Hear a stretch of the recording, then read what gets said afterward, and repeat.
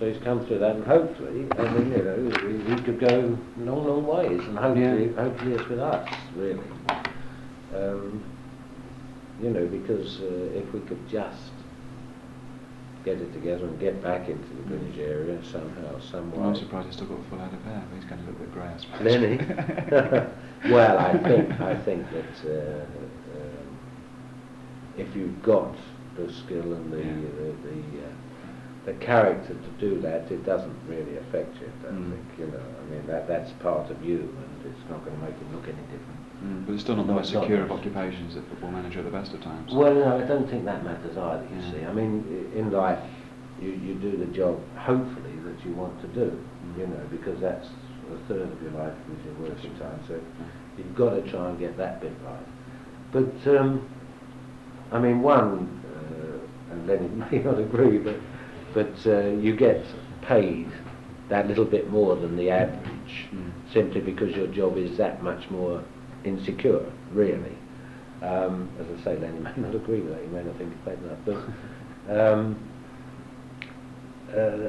you can never be too sure, whatever you do in life, what's going to happen tomorrow. Not really. So I don't think that a football manager would consider that his job is insecure, because he would have the confidence, hopefully, that he was doing it properly. And if he's doing it properly, other people are going to know that and come in and offer him the position, you know. I'm not saying there's much fun in being a manager of a first division club and then going to a third and then going Southern League and going down that way, which I think is a little bit soul-destroying and stupid in a way. I think that's why I think you've got to have the sense to realise that perhaps it's not the job for you and look around for other things, you know. That's easier said than done, perhaps, in a lot of cases, but I think you've got to try and do that. But I think it is very important that you're doing something you want to do, and I'm sure that's what Lenny wants to do. When did you actually join the board? I joined the board August '84. John Fryer and Sunday, John Sunday, well, you know, I mean, they saved the club, and Charlton has got to be forever thankful to them, and they are completely and absolutely in their debt forevermore. Whatever may have transpired or happened since, like leaving the valley, if you like. And I mean, there was a lot of justification for doing that. You know, a lot of justification for doing that. And I think that they may feel, and time will tell, of course, they may feel that it isn't going to work going back. They may feel that.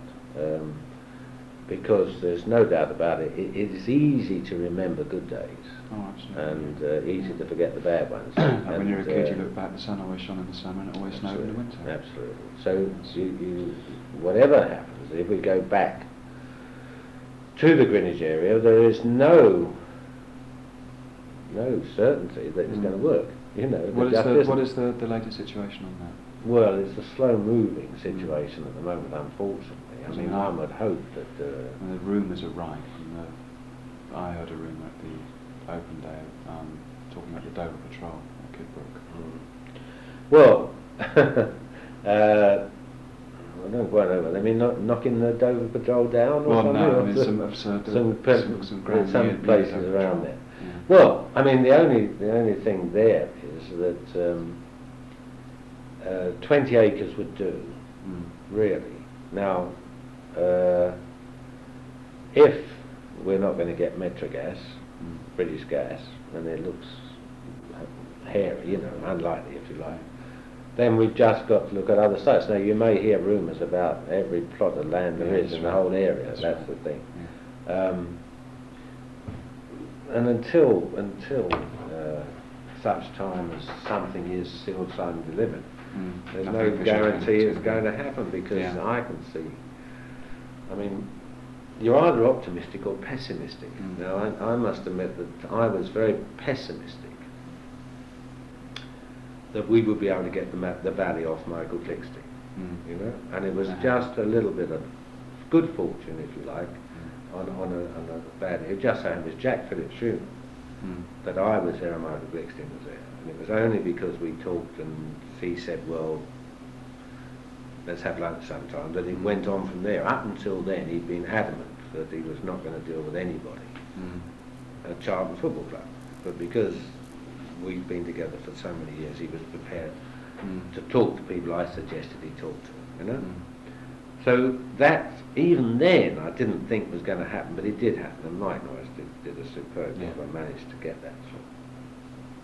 So that was a very, very important part of us getting back. But unfortunately, the other parts are just as important, but that was the first important part.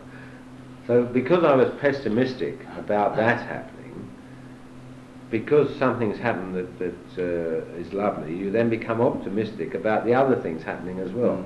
But they're just as difficult to get through as it was the other one. I mean, so I couldn't be pessimistic. I was at the public meeting in September, and really nothing new was said. But I think the benefits that were the advantages of actually having a meeting were that the people realised that the club is in good hands, and you could see that there seems to be a good rapport amongst, especially Michael Norris and Lenny, or the whole board and Lenny, and the supporters factions starting to come together as well.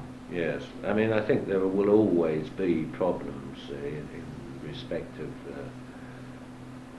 There's no way that people trying to get things together can always tell everything to the supporters, because I mean, Michael Glicksting, for example, every time we met him says one word of this in the paper and it's finished, you know. And you live in fear that you speak too much to your wife or to whoever, you know.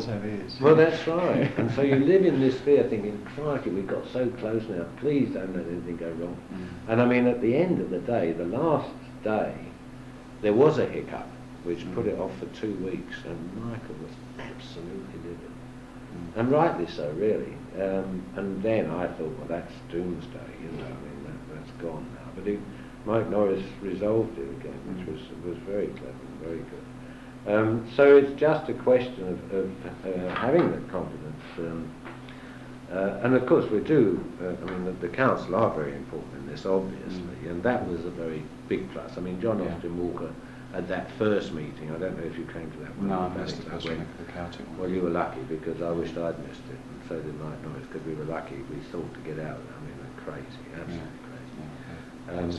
So one felt a little bit apprehensive about having another meeting, to be quite honest. But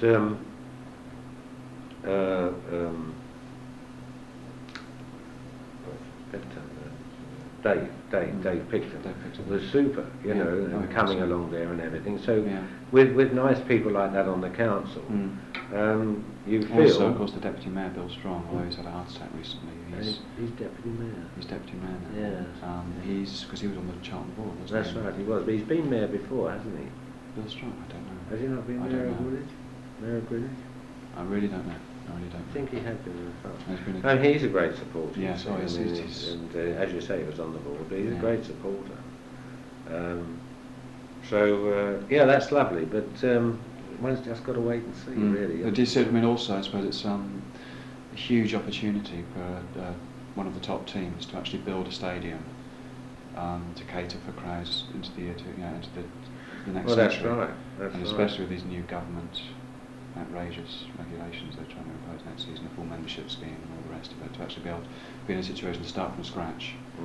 And that's going to be very difficult, of course. You see, somebody's done a survey and says that if you've got 10,000 regular supporters, say your average is 10,000, that's nowhere near the same 10,000 people. It's something like 70,000 different people making up that 10,000 out of a crowd of 10,000, probably only 2,000 or 3,000 go every week. That's right. So the rest are floating. So how do you make those members? Because you don't know. I mean, a guy may only go 3 times a season, you see.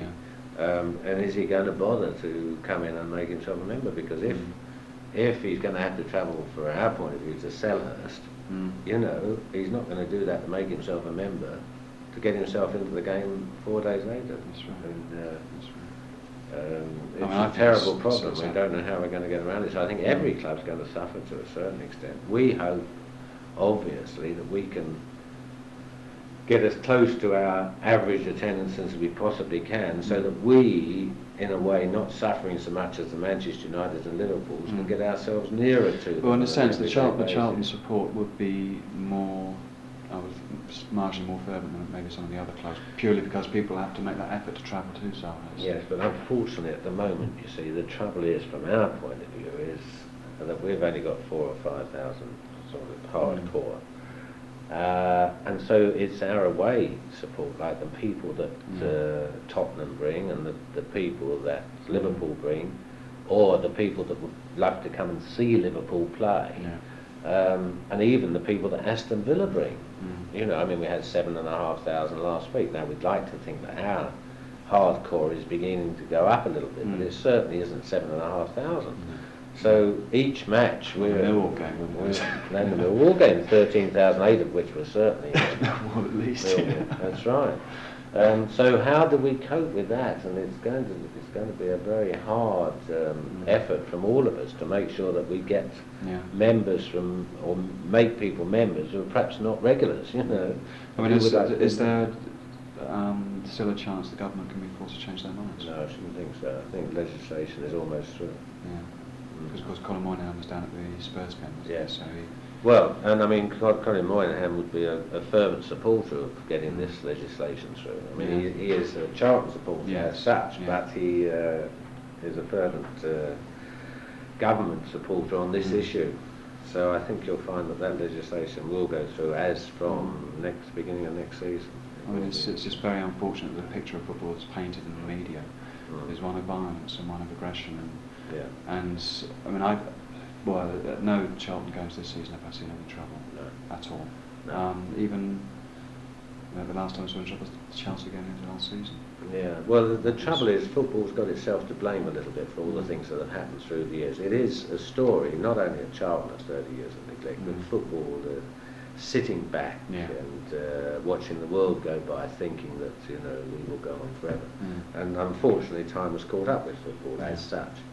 And it's going to need an awful lot of hard work from the top downwards to get it right. And but the one saving grace is that it's still the number one sport in this country. It's still the number one spectator sport, and it still fills the papers.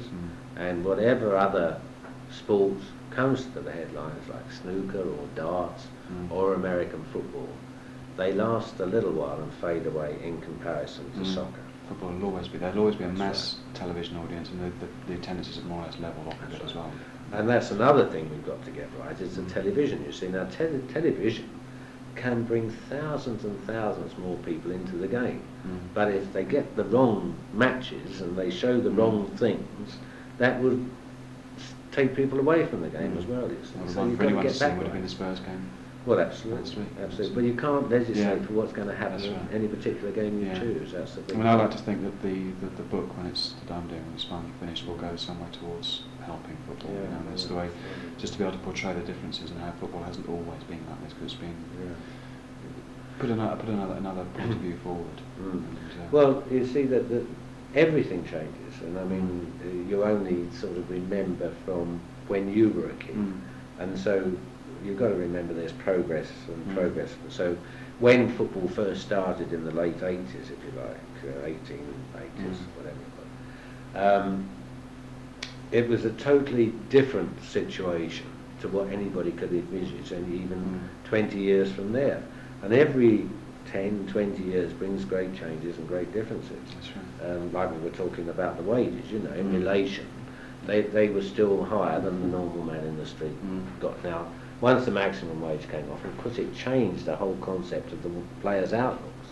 But the biggest damage, if you like, to clubs has been the freedom of contract.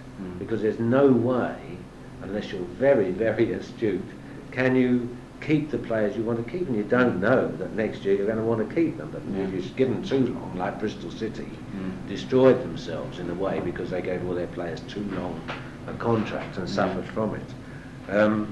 So one's got to keep up with that change in not only the players' outlooks, but also the outlook from the man on the terraces, who, when I played, worked on a Saturday morning and came home, didn't even get home unless he went home to get his son. And the majority of them would come out of their factory and go to the pub and go to the football match.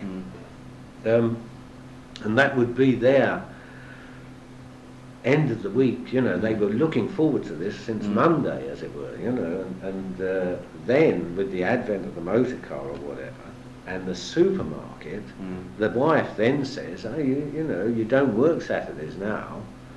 You know, you come home and you pick me up in the car and take me to the supermarket. Now, it may well be that with the second car coming, the wife now has got her car, and she's not too fussed whether the husband comes with her to the supermarket or not.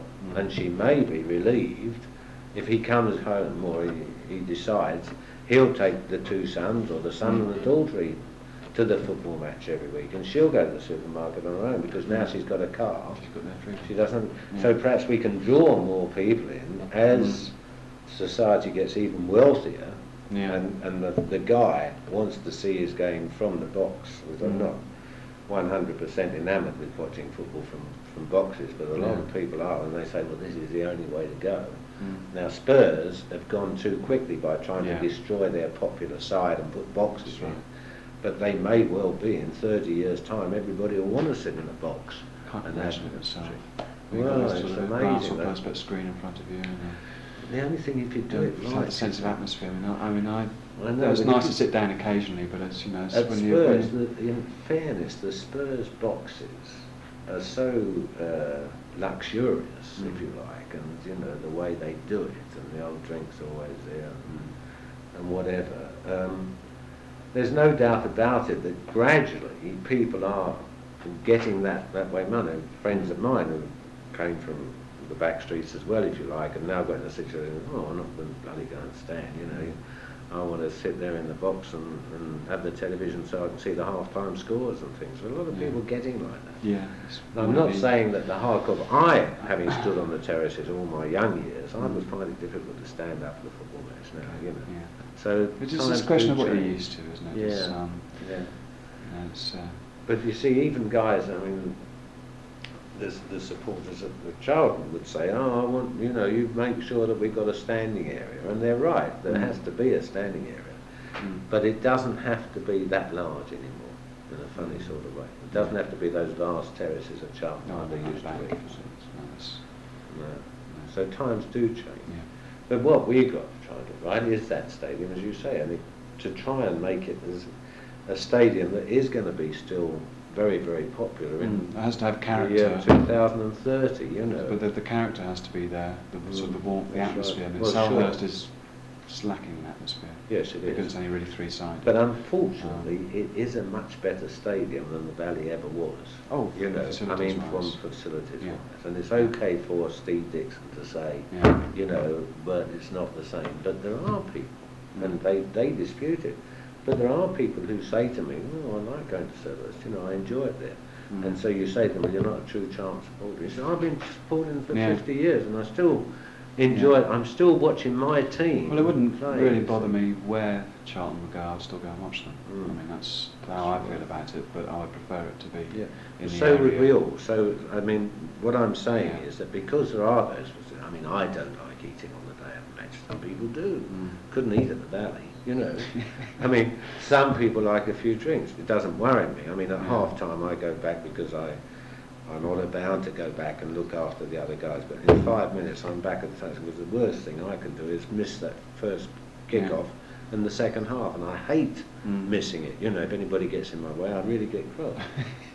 But other people, they're looking for a drink at half-time, sort of thing. You know? So it's got to be right. It's got. And I mean, again, the luge. I mean, the Valley. It was death. It's a concrete fence, wasn't it? So we've got to get it, and the car park's important. Yeah. Really, we've Got to wind up here. Yeah. Well, it's been really nice talking to you, Derek.